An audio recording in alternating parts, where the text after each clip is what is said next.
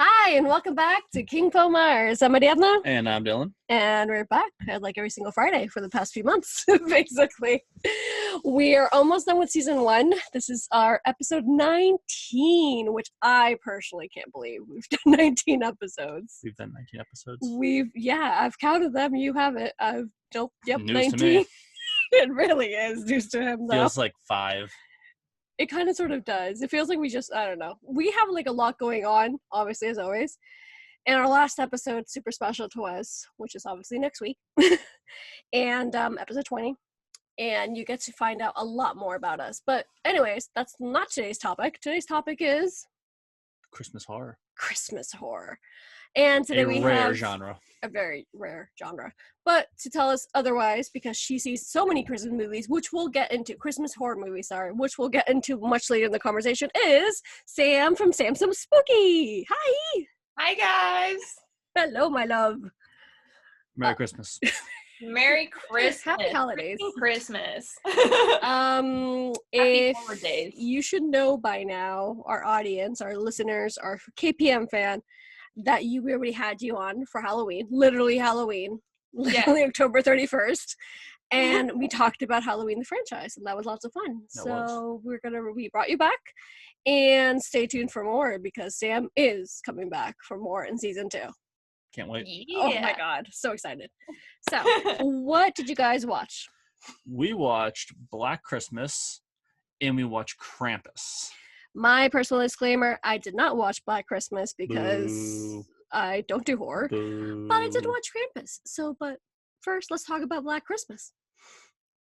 Yes. Let's start off with the fact that it's Black Christmas 1974. So this Very is important. Yeah, 74. there's so many different Black Christmas films. So that's the very I had no first idea one when he told me. I'm like, what? Yep. Why? Okay. Remakes, baby. Okay. So tell the audience what Black Christmas is about and etc. Well, first things first, I feel like I always need to say this. This is a spoiler-filled review, so if you've not seen them, please don't get mad if we tell you who the killer is. But in Black Christmas, you can't tell us. We can't say who the killer is, which is a really fun little nugget about that movie. Oh, you never find out? You're never 100%. They're clues, but yeah. So it's kind of like a different twist to Scream. Yeah, they give you a really nice swerve at the end. But back to the beginning. Okay. Black Christmas is simply about a college sorority house in the 1970s. They're getting obscene phone calls. Creepy dude saying some really nasty shit. And eventually it gets real when the girls start dying. And you follow a few. You think the main character is one person, and then the movie says, no, it's not her, because I thought it was going to be Lois Lane. See, I thought it was the boyfriend. That's who I thought. I was suspecting him, especially because the movie leads you in that direction. Mm-hmm. And because the cop, he suspects the boyfriend too. The boyfriend is angry because our leading lady, Jess, also played by Olivia Hussey, she is just had a fight with him because she's pregnant and she wants to abort the baby. And she does not want to marry him either. So he's very upset about that. And he's doing creepy things that would insinuate he's the killer. Like, for example, breaking apart his piano, like destroying it completely. He smashes that thing. Yeah, and hanging out outside the house. He's literally like out in the trees by their house watching. Like, you think it's him, but because like the movie's leading you that way, but then that's not quite the case either. It really is a awesome swerve at the end because I felt like it was my criticism during the movie was I felt it was a little too cookie cutter. Like, okay, it's him. It has to be him. And then the movie says, you know what? Fuck you, Dylan. It's a guy that you don't even know who it is. It's just some random? Essentially. Oh. And it's a very difficult thing for a movie to pull off because usually it's like, oh, that's a cop out. It's that person, yeah. But it works. Random. Yes. Completely random. I know that you loved it. I'm not going to watch it. The TV show You. Yes. Isn't it something similar and they don't really know who it is? Have you watched You? Same. No, I have not. Would you like You? I mean, if you like this movie, I'm assuming you will like You, the TV show. Well, Okay. that depends. Because, okay, I did like this movie, but out of all the horror movies I have watched recently, this particular one made me feel very uncomfortable Okay. because it hit a little too close to home for me. And I was like, oh, that's fun. So that's exactly where I'm at, because you asked me, and of course Dylan had a great answer before we started recording, but I didn't watch it because I knew it was going to be too much. And he's like, after I watched it again, he's like, I knew that I wouldn't be able to see it because it hits too close. That's why I know I can't see You, the Netflix show. He didn't really try to convince me. We were almost there. A good friend of mine were like, I think you can do it. I still said no because, no, this is why I don't do those kind of things. Yeah. I mean, Black Christmas there's no paranormal. It is about someone who is truly sexually sick, who hunts and hurts women. I mean, yeah, thank you. No, thank you. Ew. And especially as a woman viewer, watching that film, knowing that he's picking off women one by one, that's a whole new level of disturbing because we're always on alert. And this film, this came out in 1974, and we're not really that different here in 2020. Mm-hmm. Like, no way. So that in itself added to my experience of that film and feeling a little bit more scared and uncomfortable is because I'm a woman viewer watching it. Mm-hmm. I'm their target audience. But at the same time, for a 1974 film, it's pretty revolutionary in that you have these leading ladies and these very strong female characters. We're really kind of hashing out Olivia Hussey's character in the film. I love her so much. I was so happy she was in a side character and she actually became the main character. I love her, love her, love her. She stole the show. Absolutely. And I loved Margot Kidder as Barb too. I love the scene where she's just the fact that she's this very kind of alpha female who's very vulgar and loose and just says whatever's on her mind. The scene where she gets drunk and starts talking about turtles fucking is probably one of my new favorite monologues. They can fuck for 3 days. And you have like the alt-right conservative father just like... Yes. And again, for its time to be depicting these women acting a way that was considered irrefutable by society. Like, that's fascinating. Yeah. That's pretty cool. I like that. We're tackling a lot of topics here, aside from it being revolutionary in that you have these female characters, the topics, they're not the main topics, but they're adding to the story here, or also add to that, like the whole deal with abortion. Like, that's a pretty big issue that's kind of affecting our film. I mean, and I looked it up. Black Christmas came out in 1974. Roe versus Wade was decided in 1973. So the Supreme Court ruled that a woman has a right to choose by the highest court. And then a year later, they make abortion not the centerpiece, but a very key element in this horror film. And they don't stop talking about it. It's like, they strike while the iron's hot, I guess. And, just to... Yeah. And the fact that the other reason she doesn't want to have the baby, part of why she wants to abort it is she has that discussion with her boyfriend, Peter, basically saying, like, you had plans, I have plans, I'm not willing to give up my career plans and get married and have this baby. Like, I'm not willing to do all that. So she's also essentially a career woman. She's like, I'm focused on this is what I want to do. And he was like that douchey 1950s, alpha male, like, well, we're going to get married and then you're going to stay home with the kid and I'm going to work and we're going to be happy. Like, that's not how it works, dumbass. Thank freaking gosh. Side note about Peter, this isn't relevant to Black Christmas at all. I couldn't totally take him seriously because every time I looked at the man, he looks like a combination of Reverend Dan and Kelso off of that 70s show. That's all I could see when I looked at him. Oh, damn it. God damn it. Oh You had to say Kelso. Like, now I'm gonna watch this Now you movie see again. her. I'm gonna see this. I'm like, it's Kelso. Kelso.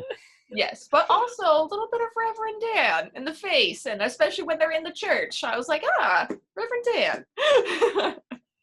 Okay, anyways, but one of the other cool things about this movie is, and it's so funny that you guys brought me on to talk about it since we talked about Halloween together, but this is the film that inspired Halloween. This is and all the point of view shots. What? I was so stoked to learn that. Halloween, Michael Myers, the greatest franchise ever, is not made without Black Christmas. I mean, I can see them connecting one piece to another. And there is some controversy there because they also, the director Bob Clark believed that his story was kind of stolen from him a little bit because Billy's essentially a mental institution guy who broke out and started killing women. And that's kind of what Michael Myers is, a guy who broke out, but he's not killing a sorority, he's just trying to kill his sister.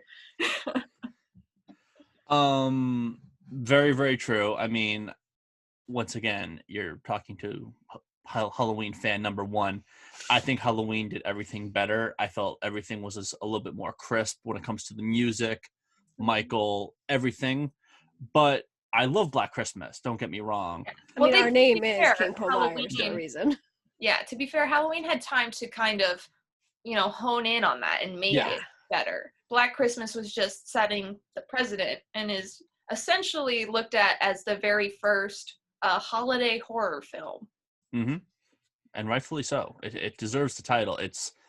I really can't recommend it enough. I think it's an outstanding movie. You say Christmas, and do you know if it's like December, if it's Christmas Eve? Is it just random? It takes place during the Christmas holiday. Like, all the students are leaving for the holiday. Okay. So probably like a week or two before Christmas. Yeah. Okay. What would you guys, because you didn't watch it, so for you, what would you say is the creepiest scene in the film for you? Oh, wow. And I think the creepiest scene or scenes is, I think also its most iconic scene is the first kill. He suffocates one of the girls and he brings her up to the attic, puts her in a chair, and she just kind of looks out the window. And every time you saw that shot, like, they always went back to that shot, and I was that's the shot I saw various times when you were watching and every time it was just like, it's so creepy because she's right there. She is right there. She's not even hiding from, she's in plain view. She's right there and nobody sees her. I also got a little bit annoyed. I'm like, all right, you just apprehended the killer. You're not going to sweep the house just to make sure. You're really not going to go look in the attic. Like, come on. But I guess the thing was that they didn't have enough coroners or whatever. But also, you're going to leave the girl alone.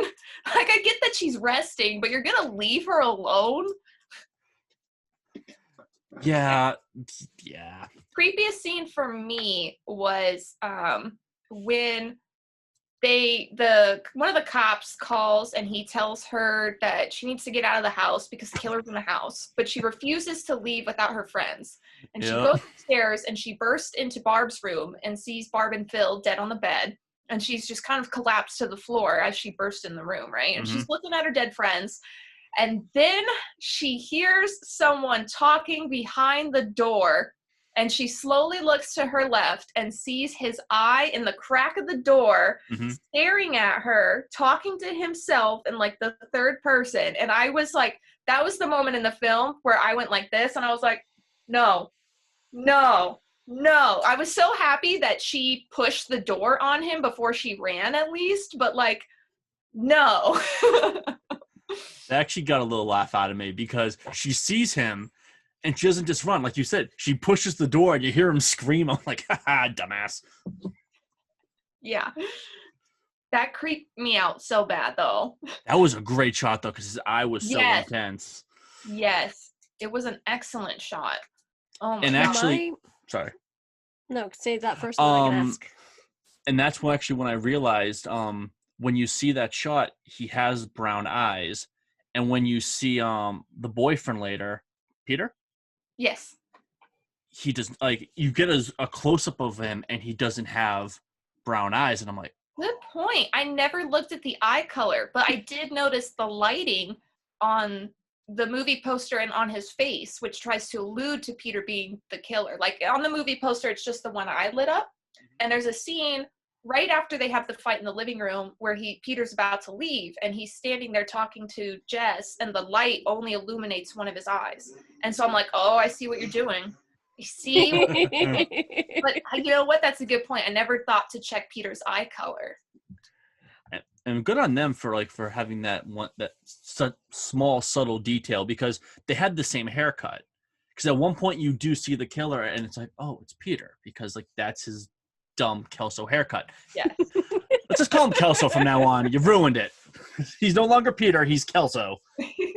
So with Billy's character, I actually you can kind of piece things together during the film, but the way he talks to himself in different voices over the phone and in the attic, it was hard to kind of piece apart what he was saying.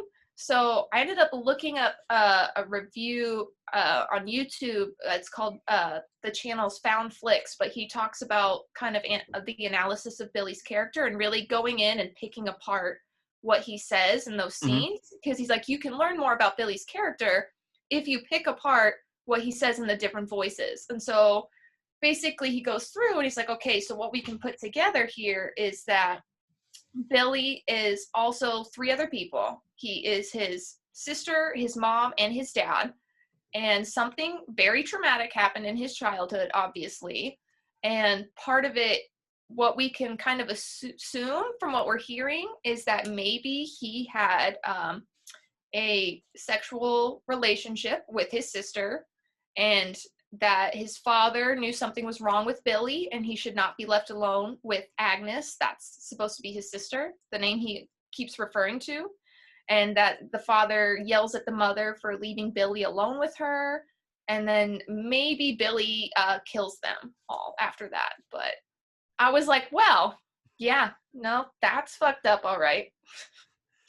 Didn't they explore like some of that in the remakes I've not seen? Have you seen them by chance? No. So, okay, I normally when I watch a horror movie, I like to go through and watch every version of it before I talk about it. Mm-hmm. But since I'm doing one a day through Christmas for my Happy Horror Days thing, I decided to I'm sticking to just one this year for each day so I don't overwhelm myself. So I have not seen any of the other Black Christmases yet. Okay. How many are there?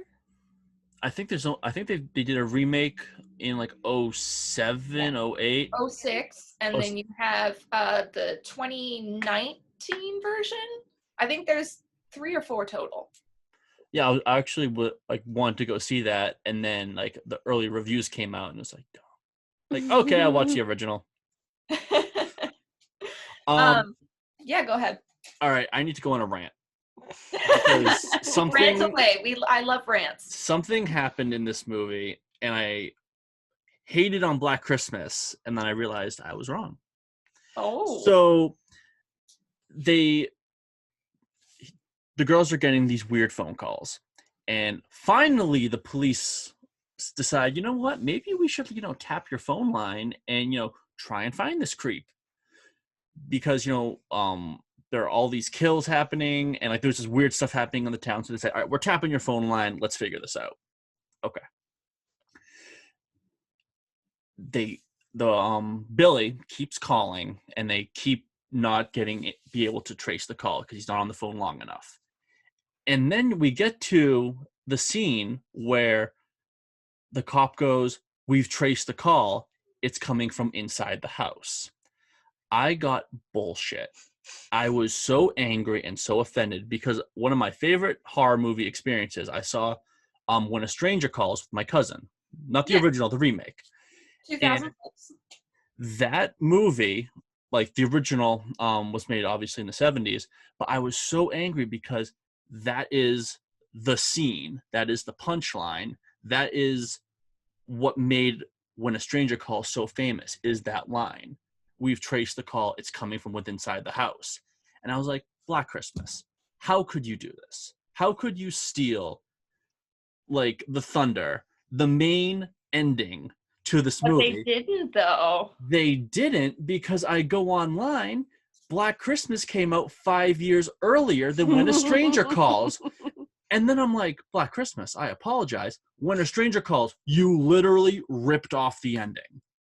I'm so glad you brought this up, too, because I found out that Bob Clark, when he did Black Christmas, he was inspired by the urban legend of the babysitter and the man upstairs. Mm-hmm. So and this urban legend too, you guys might remember, is actually in the Scary Stories to Tell in the Dark books. It's called The Babysitter. And then of course the same urban legend inspired When a Stranger Calls with Camilla Bell in 2006. Yeah. His face. I'm buying that book after. Amazon. Speaking of, strangers calling the house and things that have, urban legends, things that have potentially happened in real life, I want to mention something that really did happen that affected the Black Christmas's release. And I found this out after the fact. This was post-research because if you guys or the viewers don't know this about me, I don't like to read the description of the movies or research them before I watch them. I go in with a clear head because I want to get my initial reaction. And plus, we don't watch trailers either because we're just we go blind. I want to find out afterwards, like, oh, I guess that on my own. I'm like, I'm so smart, kind of thing. But also, like, it just that way I get my initial reaction before I learn more. But anyways, so much cool stuff to learn about these films after the fact, and one of which is for Black Christmas. It had a couple different releases, and it had issues with its releases. So its name actually got changed a few times upon its releases. The first time, they changed it to Silent Night, Evil Night because they were worried about it be considering a blaxploitation film. So they changed the name to try and get viewers. Didn't work out. They ended up recalling it. Then for its TV premiere, it was I think it was When a Stranger Calls kind of title. But so here I wrote it down. So in 1978, so this is after, when it was going to have a TV premiere, 2 weeks prior to its TV premiere, the Chi Omega sorority house at Florida State University in Tallahassee had 2 sisters bludgeoned to death in their beds, and 2 more were violently attacked who survived. And guess who the killer was? Ted Bundy. Ted Bundy attacked a sorority house 2 weeks before Black Christmas was supposed to air on TV. So then the governor then requested the film not be shown due to its similar themes. Yeah. I have a shocked face, audience. Oh, that is insane. Yeah. Ted Bundy affected the release of Black Christmas. Wow. And this was that little kind of true crime relates to the film tidbit that I really wanted to mention. I was like, what? Goodness. Wow. Holy shit. Pretty much while Dylan is flipping out by himself, basically. That's cool. If you like true crime, stay tuned for season 2. I can insert this little self-ad here, basically, while he's like finding his words. We talked a lot about Black Christmas. What else? Anything else? One last thing. We need to talk about, or just mention the fact that John Saxon, the very protective but loving father from A Nightmare on Elm Street, was in this movie as a detective. I was so happy to see that man. You also have another fun fact. What? Oh, yeah. The director, Bob Clark, directed Black Christmas. And then, I think... A Christmas Story? A Christmas Story. The ultimate family I fun. That out after, too. I was like, what? And Black Christmas. That is just... He well created done, sir. 2 Christmas films on complete opposite end of the spectrum. And they're both cult classics. Like, my man. Bravo. Bravo. Oh my goodness. All right. So Krampus? Krampus. All right. Who's first? Ladies first. Okay. Go ahead, Sam. So with Krampus, I have so many different things like I want to mention. I'm not entirely sure where I want to start. I'll just go with what I thought of the film then, is that I did like it. And what's interesting is it's labeled a horror comedy, and you do get those comedic elements in the film, but after watching it, I was like, that was an interesting experience, because I felt like the film really, like, rather than having so much comedy relief or being too overtly horror, it really rode that line between it, because you had very little comedic relief, and then you had these very somber moments with the family, and it just really just, am I allowed to curse on here? Yes, of course. Before. It really fucking rode that line between the two, and I never quite knew which way I was leaning. I definitely want to say a few personal stories, but after we review it a little bit though, because I realized what Krampus was well after the fact Dylan told me about the movie, which is kind of weird to say, mainly because like when he told me about the movie, it's a Christmas horror movie, and I'm like, okay, I don't like horror, I'm not gonna watch this movie, like, no thank you. And honestly, I did watch it, and honestly, I was playing Animal Crossing while watching it, so those scary scenes don't really freak me out as much. Once again, I'm not a horror fan. Those scenes, I know it's not a big deal for you guys, but for me, it's like, no thank you. That freaking clown, no thank you. Nothing against clowns. I'm okay with clowns. It's just like those moments. But point being, I personally did like it a lot. Wow, nice. I know. We didn't talk about this. We watched it last night, and we didn't talk about anything after. So it's his first time for him listening to my review. That's a pleasant surprise. It is, isn't it? I think it was very well made. Yeah, absolutely. What's your opinion? It only came out 5 years ago. 5 years ago, I know, right? Yeah.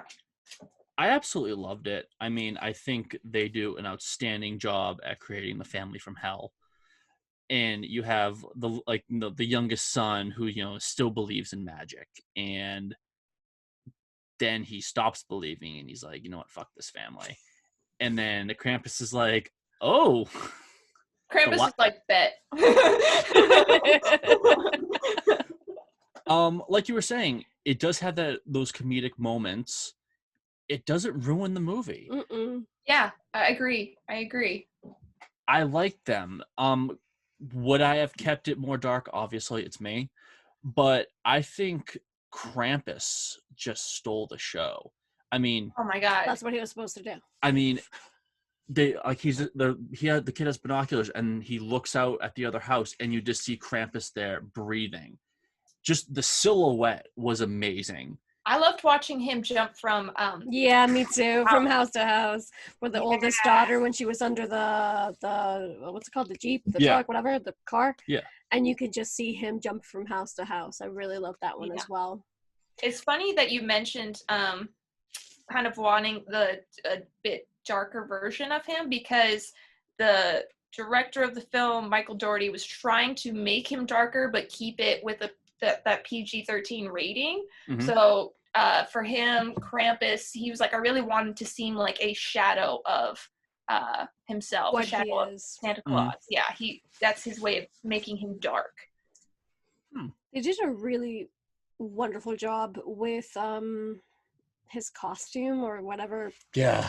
The whole thing, especially because I know a lot more about Krampus, but before I watched the movie, because I experienced it on my own. Mm-hmm. So that's what I want to talk about. But first, we're going to continue talking about the movie, of course. And I just saw that. I'm like, that's pretty spot on. That is pretty cool. You mentioned knowing a little bit about Krampus already. Did either of you, prior to this film, either already know the origin of Krampus or research the history of Krampus? I was going to ask both of you the same question. You read my mind, my love. On my behalf, I experienced it because I did live in Germany. I lived in Czech Republic. I did this in Hungary. I know what it is because I've seen it. So I'm super excited to tell those stories. So I technically really do have a heads up. Just a tiny bit, not jealous. It's kind of like I lived in Europe 16 years. And once again, I kind of, for some reason, this is how much I don't like horror, but here I'm doing this podcast. I didn't connect when he told me Krampus to literally Krampus, which I don't understand why. But then I read his name in German, yeah. And I'm like, oh, it's this guy. Of course I know who he is. And then I got excited just because it brought me back to really good memories and like Nice. stories to tell. Did you know about him? He's the bad Santa who punishes. That's all I really knew. I mean, frankly, I want to learn more about him. I want to learn more about, you know, how they celebrate. I know I can obviously learn from you, but I want to pick up a book.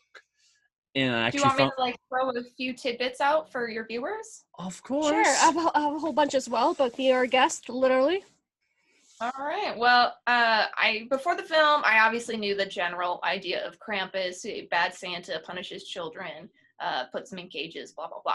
But after the film, I really wanted to know the origin and the history of Krampus as a figure.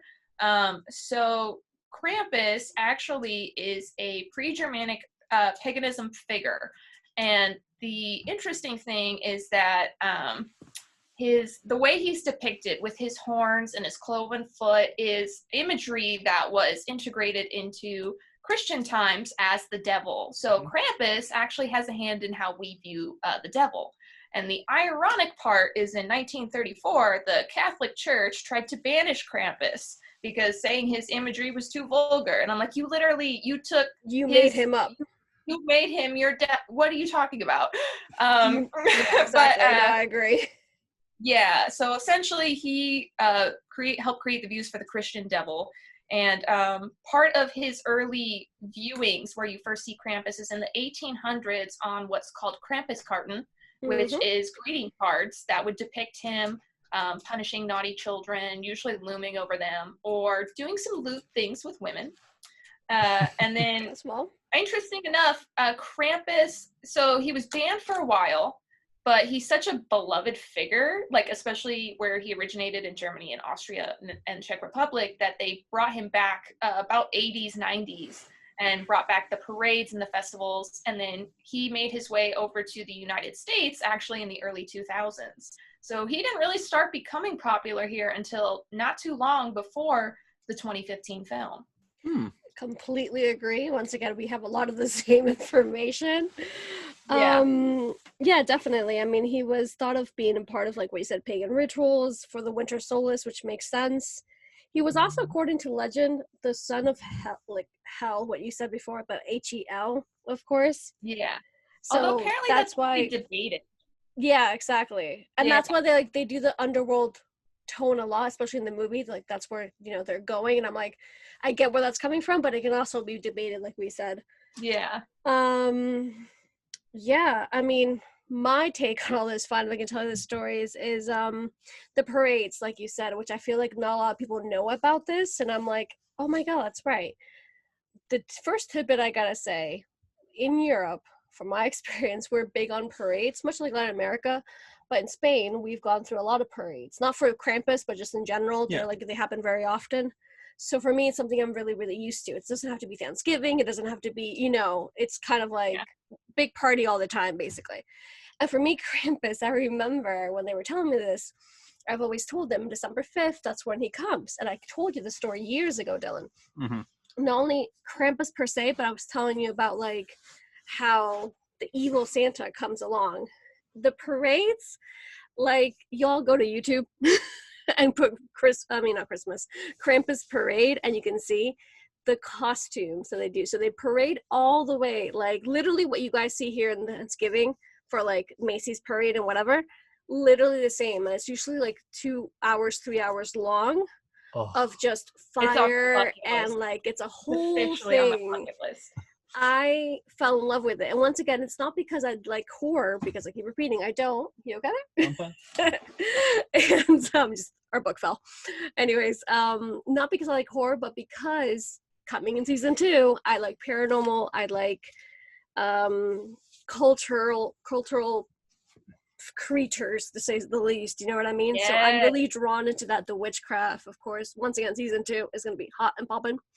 So I personally fell in love with that. I remember also when I lived That was Germany and Czech Republic, but when I was visiting a friend in Hungary, and I was visiting her the same week that it comes, and even though he didn't originate from their neighbor countries, so they do celebrate it.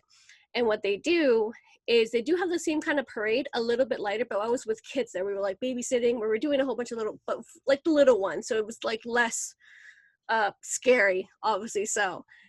And we just had the masks on, basically. Like, we did our own, like, you know how you do here, like, I keep saying Thanksgiving, maybe, I don't know why, but like you do the turkey hand, and yeah, so kind of like that, but just the mask of Krampus, and you give it out.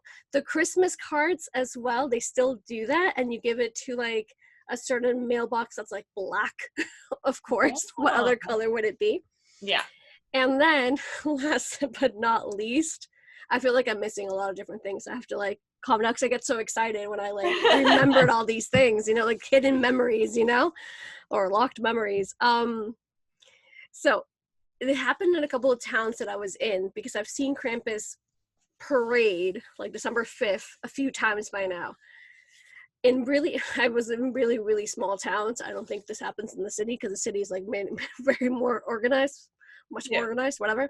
So in the towns, what they do, the young men of early 20s, basically, they all go up like the mountain next to the town, basically. They all get dressed with sheep's skin, but white. Mm-hmm. They have cowbells. They have big wooden masks as well.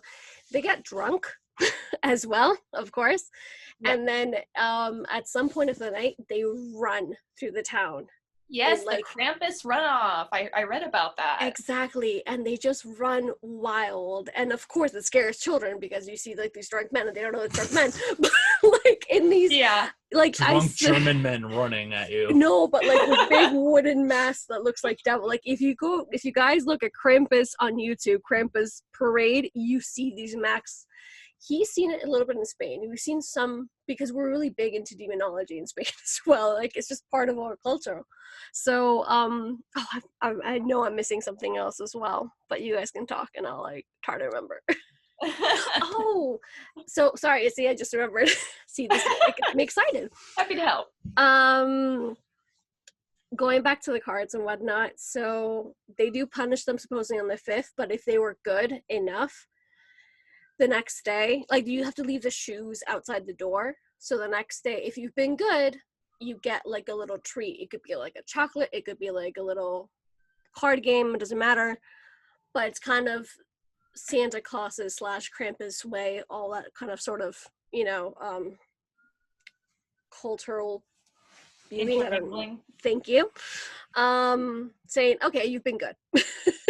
Like, now you can like freaking relax, you know, because these are like 5-year-olds, of course. And I've experienced that too, because we have it like, our thing is Reyes, like our thing with the shoes outside the door. Yeah. But I've done both. Nice. And it's like, oh, and also it's a holiday in Spain. The 6th is a holiday in Spain because of it. Spain doesn't really celebrate it as much as Germany by any means, but December 6th is a holiday because Krampus came last night, so you cheer. That's so cool. I want to go there someday just to experience all these parades and this celebration. It sounds right up my alley. Yes. I fell in love with it. I should probably rate that. Creatures running around like a horror parade sounds up my alley. Men running around in masks, I don't know if that's no, but like but it's like very, very well done masks. It's not like the crappy dollar store. Like, these are like, they look like freaking demons. Like, you're like, okay.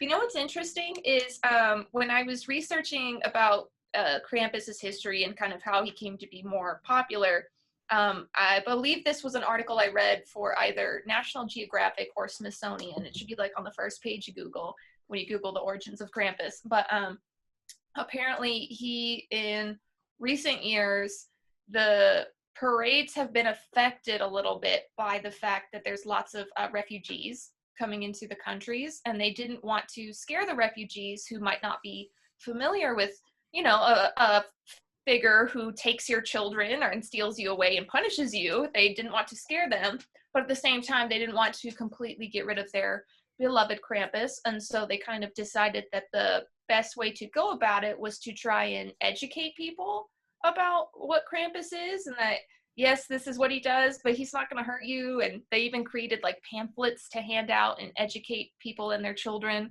And I can only imagine what that must be like. Like, oh, hey, we celebrate this guy. Don't worry. He looks like a demon and he takes your children if they've been bad, but he's not going to hurt you. Just FYI. Oh, and he's going to run through the streets drunk, but really, yeah, don't worry about it. And there's fire as well, because they throw all the fire up in the air and they do they do a whole bunch of stuff. Yes. It's really, once again, I feel like if you're a kid, when I lived there, a lot of people from Germany, friends and whatnot, they got scared like when they were little, which I would assume why and how, you know what I mean? Coolest thing. Oh yeah. Like a 5 just like seeing demons right in your face. It's Halloween and Christmas all in one magical, terrifying night. Which is essentially what Christmas originally was. Yeah, exactly. Early winter months, to pass the time, you would tell ghost stories and horror stories. So people don't know that either. Is OG horror. Yeah, I completely agree. We should circle back to the movie. I want to talk about what, like, any particular scenes that I liked or didn't like. I think my favorite scene is like, it's not even that long. It's just, it goes with the comedy portion of the film where they see the giant, I don't know if it was a Jack-in-the-Box, but I think it was a Jack-in-the-Box, yeah. Yeah, and like when he looks up and he opens his mouth and Adam Scott just goes, "Oh, come on." I know, yeah, I know exactly which one you mean, actually, so I really enjoyed that part. And I even cracked a horror joke to myself. I was like, man, I'm proud of myself for that joke. I wish someone was around to get it. Where because they're in the attic fighting all these toys, and Adam Scott, he's dealing with the Jack-in-the-Box, and Toni Collette is dealing with the flying angel doll. And there's a part where it like starts to take her up and it's like kind of like choking her. And I was like, well, hello, Toni Collette and Hereditary. Nice to see you again. Oh my gosh. Oh, that whole scene. I feel like a lot of that scene, once again, I was probably playing Animal Crossing because those eyes were terrifying for me. And I'm like, okay. Oh my god, I did like what we said before, the Krampus going from house to house. I felt like the effect was super cool. Yes, and kind of creepy. Yes. And it's creepy when they're like, when you know he's on top of their house as well. But the one I was saying, talking about a little bit about comedy, is when the uncle, he's in the kitchen fighting, and he's gingerbread, and I'm like, oh my god. First of all, Shrek, obviously, with the gingerbread. Yes. But second of all, he's fighting a whole bunch of gingerbreads, and he's down to his last bullet. He has no more bullets left after that one, and one's still flying, towards him. And all of a sudden, his dog, which is, I don't know what breed, but a really small dog, bulldog, thank you, jumps up and catches it. And he's like, because he was teasing his own dog the whole freaking movie. So it's like, oh, okay, you are worth something. I found out after that apparently the gingerbread cookie was voiced by Seth Green. I was like, really? Seth Green was in this film and I did not know. Wow. All that right. just adds to the comedy of it does. People. What's your favorite? Favorite what? Oh, scenes like we're talking about. Yeah. Well, I don't know if you're talking about favorite kill or Go for favorite comedy moment. Favorite comedic moment. I can't think of the actress's name, but I just know her as Berta from 2.5 Men. Yes, I got that too when I saw her. I loved when the little kid tells his family off, storms upstairs, and she's like, the kid deserves an award for saying what we're all thinking. Like, classic Berta. Oh my god, and when they tell her to shoot the Jack-in-the-Box, he's like, Adam Scott turns and he goes, finish it! And she goes, with pleasure, and she cocks the gun and shoots it. Oh my god. The cast was wonderful, but yeah, it's definitely a good, wonderful film to watch. What about what creeped you out? I'll go first with this one. The creep me out portion was how the little boy keeps looking outside during the blizzard, and he notices more and more Snowman, yeah. Closer and closer to the house. And I was like, that for me is really creepy. And a part of me thought that when Krampus and the Yule lads and all of them were killing off everybody in the family, I thought that they were putting them in the snowman and that was like going to be revealed. But like that would be horrific. But no, they're just representations of who they took in the neighborhood. They're not actually inside them. But I agree with you. That's very, very creepy. When Max and his cousin was running towards the Jeep, that he was trying to turn the Jeep on, get it started, and you could just see Krampus, like, his eye. Once again, going back to eyes, apparently. But you can see him in the crack, basically, and you're like, he literally just gonna, like, grab you, which he did. He got the cousin, of course. And, yeah, that's one of the many moments, but once again, the whole attic scene, I was not really watching that part. Or the chimney part as well. Oh my god. Stupid kid. Oh, look, a gingerbread man. I know, right? On a chain. Okay. Sure. I think what actually creeped me out was the fact that essentially Krampus gets the letter and essentially they're almost like in a snow globe. Like, he cuts them off completely. There's no way for them to get out.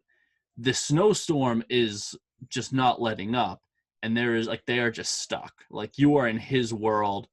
This is one of those times where you can't escape. He has 100% chance of winning. And he's just teaching you all a lesson. Yes, he comes to punish, not to give. Mm-hmm. I loved that scene. Story. The grandmother scene when they took it from the Deathly Hallows, but I don't care. And you had that really cool... I knew it! I thought the same thing. I was like, oh my god, this is total Deathly Hallows design right now.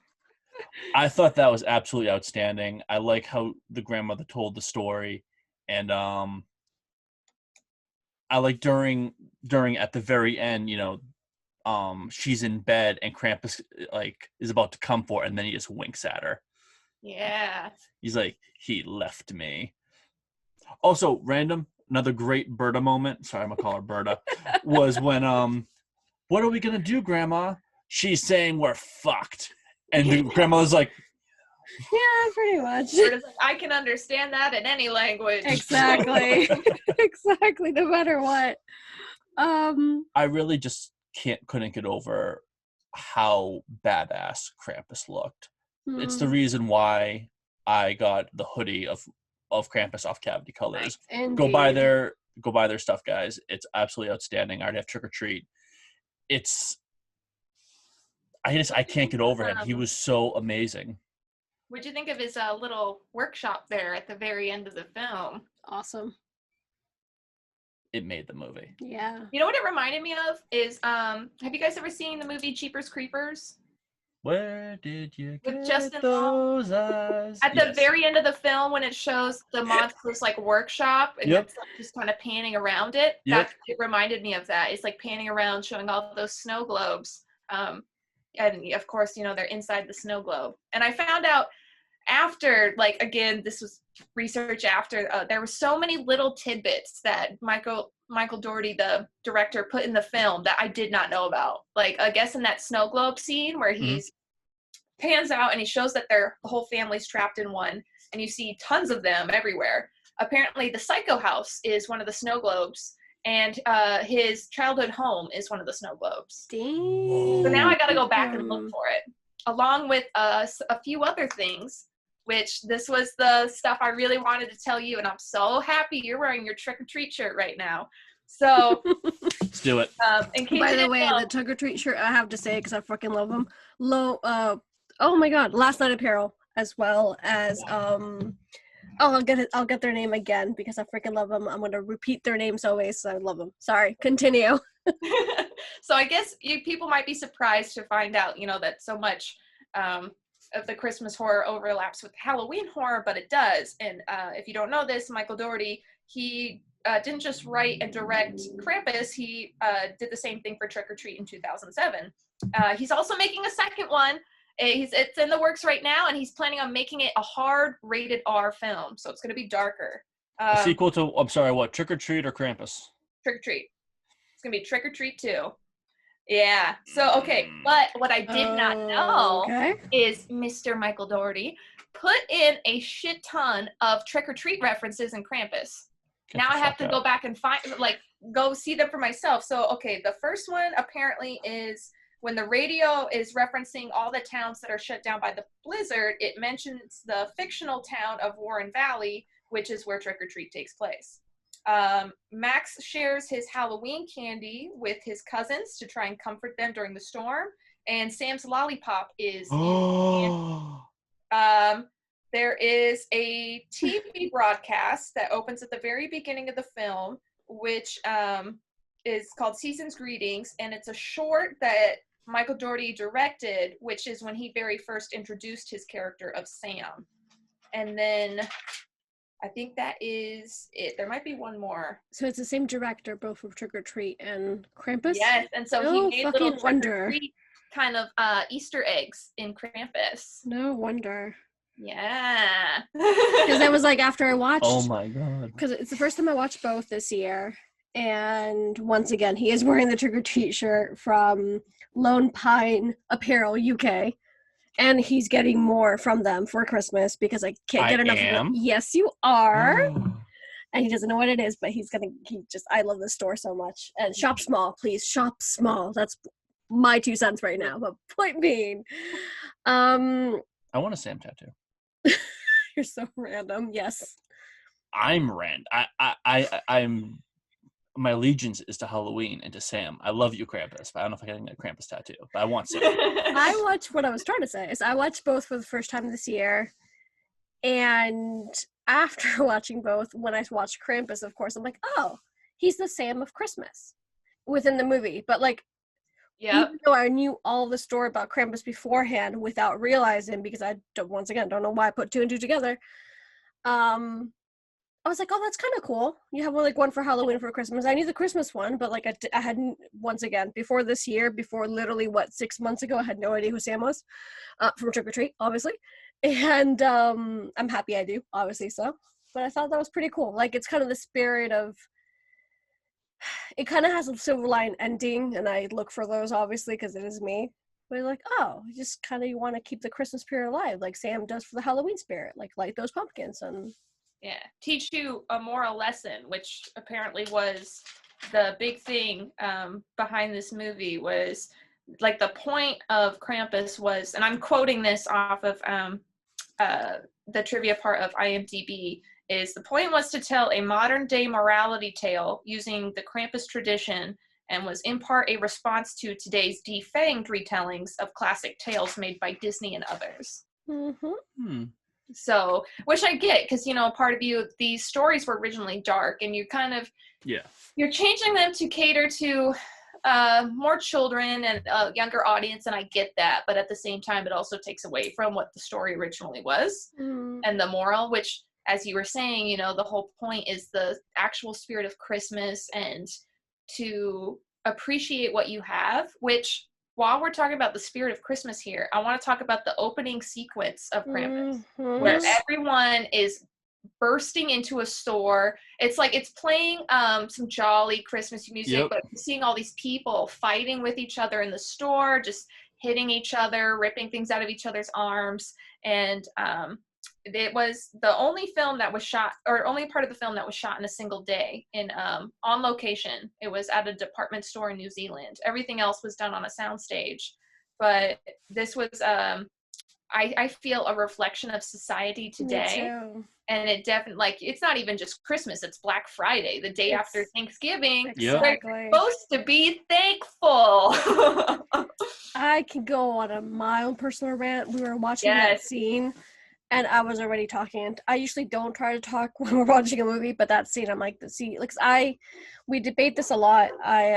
There's dogs, of course, always barking in this house, so excuse us.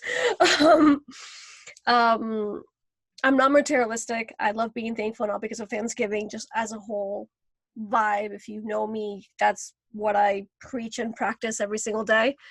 So for me, things aren't necessary. And I was watching that. I'm like, see, this is why you don't need things. Like, why are you going crazy? So like, I get really upset, and this can go on like a long rant, not for this episode of this podcast specifically, but I completely agree. And I had the same reaction, and I'm sure Dylan did, of course. We knew that was Black Friday, and you're like, yeah. And he's like, but that's a little bit dramatized. And I'm like, no, that's literally society. Like, they're not fighting, like punching each other. That's exactly how it is in New York punching City. each other. I mean, really? Yes, it is. People will not only do that to each other here, they'll break department store windows and they'll stab each other.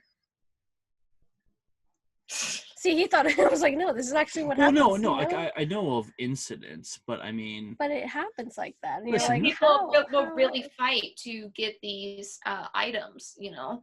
They'll feel like they have to have them and they need to do anything to get them. Yeah, it's pathetic. But the point of Christmas is your family and just giving and appreciating what you have. And exactly. And if anything has taught us this year is to appreciate what you have. Yeah. Yeah. Talking about dark twists of reality.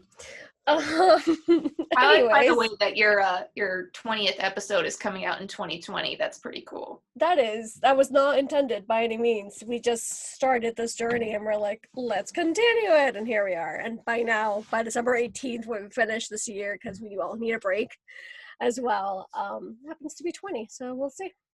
I'm not guaranteeing 20 episodes for each season, but we'll see because we have a lot of goodies coming up. Yeah.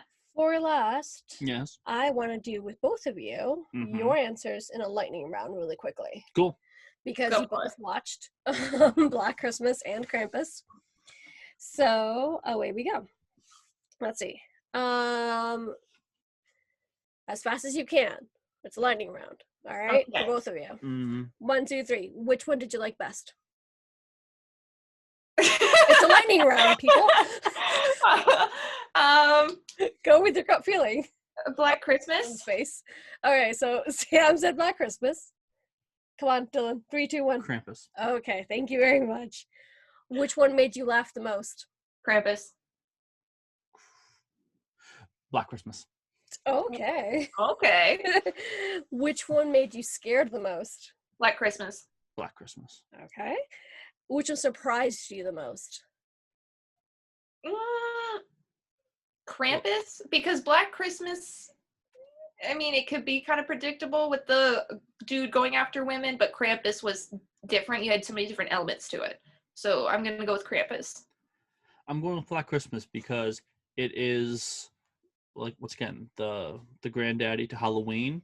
And you would think that, it took place a couple years before Halloween could hone in and, make things better, which it did.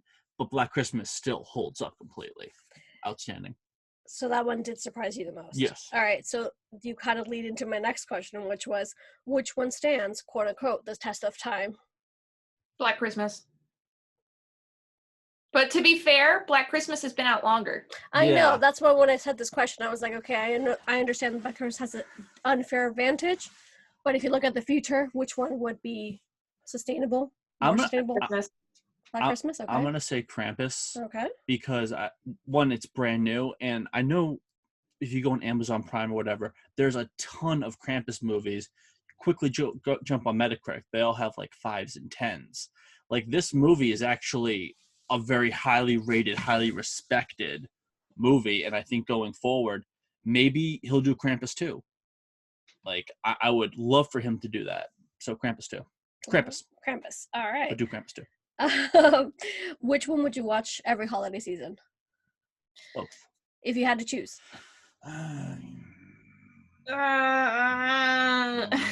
It's so hard for horror. Black Christmas. Yeah. Interesting. I love Krampus, and I'm not. It's not a criticism of it. It's a much slower pace, and I like slower paced movies. You do, sweetheart. But sometimes I'm watching Krampus and I'm like, all right, just get on with it. I want to see Krampus. Okay. I don't want to see any freaking gingerbread men. Show me Krampus. Okay. Would you bring the tradition of Krampus to your future kids, nieces, nephews? Yes. I might. I have some plans to make my children believe in Santa for longer already. It's my in the works where I'm gonna, you know how like sometimes kids go to school and they tell your kid like, oh, Santa's not real, and they come home crying. Mhm. Well, when my kid does that, I'm gonna be like, listen here, son, I know some things that little Billy doesn't know, which is that obviously Santa can't be everywhere in one night. Duh, that's who could do that? But Santa has elves stationed in every single town in the world. He sends your presents out to them, and then he deploys them on Christmas night into the town to deliver your presents. So yeah, you go back and you tell Billy Santa's real. And my kid's gonna believe in Santa until he's like 12. I love that. I love that you thought so much about the answer. I respect the hell out of that because I want to do the same thing. Keep that magic alive. Which one? Sorry. Which tradition / custom do you like more? Elf on the Shelf or Krampus? I mean, can we make Elf on the Shelf scary and creepy, or give him some Chucky vibes? Oof, props to that question right there, sweetheart. It's hard because I could care less about Elf on the Shelf. It's not my tradition. I don't care. I know he wants to do it that much as a kid. Like, we probably only did it a couple times. So I don't remember when I was a kid, but I wish we had it because I think it's a really cool thing. Like I did it for my sister when she was believing in Santa, and I got to move it. I would come home earlier, and I got to move it, and she would go around the house like, "Where is the elf?" And like he was just with Santa. I think it's an awesome tradition. It is fun to do with little kids. I did it for my little brother too, a few years ago, where I moved it around and he had to go find it. So I'm assuming Elf on the Shelf then for the answer. I guess so, yeah. But there is a Krampus on the shelf that I want badly. Okay. I'm like, what do you mean a Krampus on the shelf? It's Krampus on a shelf. It's Krampus. Yeah, you can just get the actual doll. Yeah, exactly. Krampus watches you through his Elf on the Shelf. I love that. Oh my goodness. All right, ready? Yes. As the movie, not the character, as the movie itself, trick or treat or Krampus? Trick or treat. All right. As a character, Sam or Krampus? Sam, but I love Krampus so much. You do have merch for both a lot. Yeah, actually, I have two amazing hoodies. I'm going with You're Sam welcome. because I kind of feel like he's a little more ruthless than Krampus, and it's kind of interesting since he's a kid. Or whatever he is. Yeah, exactly. Yeah, quote unquote eldritch being, I don't know. And of course, the final king of questions, which is really hard every time I ask you all. Mm-hmm. Which one would you recommend? Between Krampus and Black Christmas? Yes, you have to decide. But I have to pick one. Yes, you do. It depends. I know, but okay, because like if it was like, okay, like let's say I didn't know either of you and you both wanted recommendations. For Dylan, I would recommend Black Christmas because he likes horror. And then for you, because you don't really like horror, I would tell you Krampus. So it depends. Every single time I ask, because we also did the KPM King Month, and every time I ask that question, you're like, it depends though. And I'm like, okay. Which is good, which I don't mind. Of course, I'm like, but see, it's lightning. I mean, that's the beautiful thing about horror is it's so subjective, and horror is different for every person, which is why the horror genre is so unique. It's different for every person. Yep. Your ears are different. Agreed. And that was the end of lightning questions. Huzzah! I didn't get to answer. I thought you said both. You literally said both as a first thing. You said that we have to pick one. Fine. Well, she didn't pick. Okay, sorry. Go. I would say Krampus because if you want to watch Black Christmas, just watch Halloween. And it's like mic drop all of a sudden. You know what I mean? Just watch Halloween. It's a better version of Black Christmas. It is. Okay. Nothing against Black Christmas. I love Black Christmas. Go out and watch Black Christmas. I love how your answers were completely different for these. It's They really were. You're gonna listen back to this episode. You're like, oh my god, we really did say different answers. He's totally obsessed with Krampus, and I picked Black Christmas mostly because between the two films, it's not often that I run across a horror film that gets a little more under my skin and is a little more horrific Mm-hmm. versus comedy. Like comedy I can do all day, every day. I love comedy no matter what. I crack all jokes all the time. I crack dark humor jokes, but for that reason, I kind of gravitated towards Black Christmas more here because it's more horror than horror comedy. Makes sense. Complete sense. Yeah.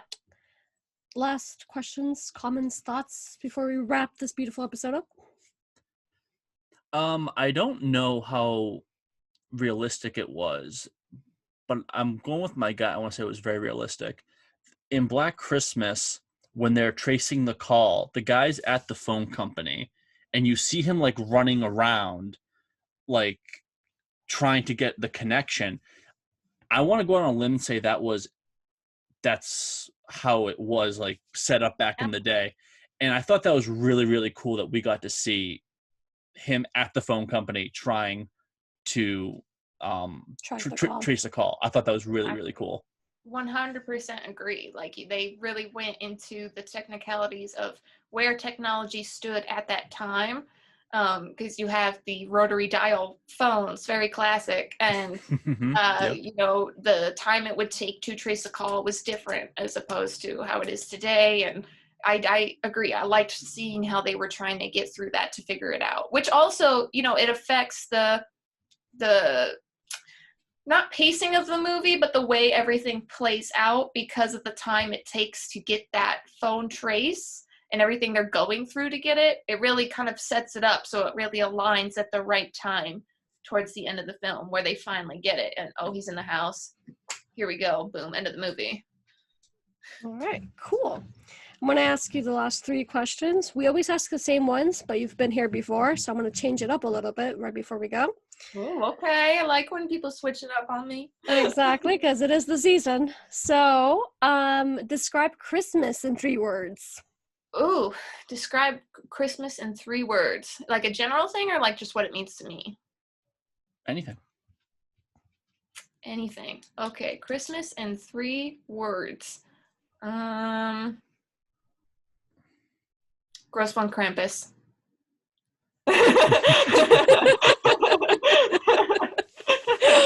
Oh, can we love you even more? My gosh. Favorite Christmas candy, if you have any. Oh, a Christmas candy. I don't know, because here's the thing. I don't like candy canes. I don't. Oh. And I don't like it with even different flavors. I still don't like candy canes. But that's the only Christmas candy I can really think of. What else is there? There's lots of chocolates. There's cookies. I know, like, in Spain, we have, like, really specific candies for Christmas. I'm gonna miss those this year. Oh, exactly. I'm heartbroken right now. We got really good candies in Spain for Christmas. The other thing I was thinking about that's really, really typical in the States, of course, is that everything's themed. So literally the other day, 2 days ago, he got me M&Ms that were red and green. Okay, so. There you go. Goodness. So I guess maybe like a themed candy that has like a Christmas version, maybe. Yeah. I don't know. I don't really have one then. I never really thought about it because I associate candy so much so with Halloween. Exactly. And then I just drink around Christmas time. My whole family, we just drink around Christmas. So what's your favorite Christmas drink or holiday drink? Well, it might be either my dad's Crazy Marys that he likes to make, or this thing I created last year called Jingle Juice, which I found off of Pinterest. It's really good. It's one of those drinks where you take a sip and you're like, oh, this is dangerous. It has, what was it? It has vodka, cherry 7-Up, and I think pink champagne, and then you also add cranberries into it. Ooh. It's good. Goodness. It's so good. Jingle Juice. Look it up. We'll definitely look it up. And last and definitely not least, my darling, where can we find you? You can find me on Sam So Spooky on Instagram. Exactly. Well, as always, we'll link you down below. We tag you a million times. You're definitely you're the first guest that has been on twice. And once again, people watch out for season 2 because we're gonna get more Sam because we freaking love you, Sam. So thank you very much for this wonderful episode. Awesome. Thank you guys for having me on again. I love discussing horror with you guys. Thank you. That means it's always a lot. A blast. And as for the rest of our listeners, happy holidays. Stay tuned for our last episode next week for the 20th episode of 2020. Check out Sam's Christmas horror flick. She's doing one a day. Proud of you on that. Exactly. That is, and I'm liking the movies that you're watching. I'm getting excited. I want to watch Any recommendations you can tell us really quickly before we go? Ooh, probably Silent Night, Deadly Night. Yeah. Okay. If you thought Black Christmas was fucked up, check out Silent Night, Deadly Night. Look, there we go. We got more content to bring. Be the slogan. We already got more content to bring Sam next holiday season. See. Perfect. That's gonna be between the two of you by then, because I do not want to hear anything more related to Black Christmas type movies. Holy fuck. That's all I can say, and I never swear. Okay. It's like, I'm gonna go now. Anyways. Thank you once again, Sam. We really adore having you, and we can't wait to see you more in season 2. Yeah. Happy horror days, guys. Happy horror days. Happy horror days.